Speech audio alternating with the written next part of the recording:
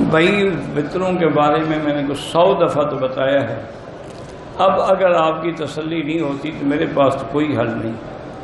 ایک وطروں کا طریقہ ہے کہ 3 رکعتیں ملا کے پڑھی جائیں جیسے مغرب کی نماز، اور ایک وطروں کا طریقہ ہے کہ 2 رکعتوں پہ سلام پھیر کے پھر کھڑے ہو کے 1 رکعت پڑھی جائے.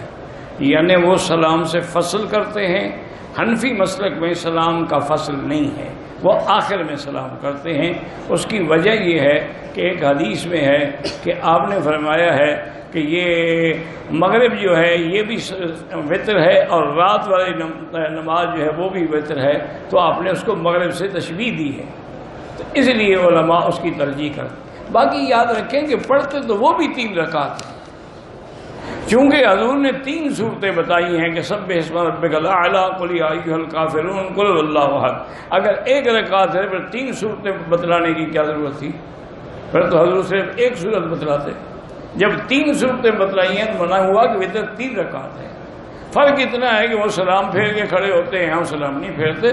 دونوں کی نماز انشاءاللہ ٹھیک ہے، لیکن حنفی مسلک میں دلائل زیادہ قوی ہیں، باقی اللہ کے ہاتھ میں ہیں.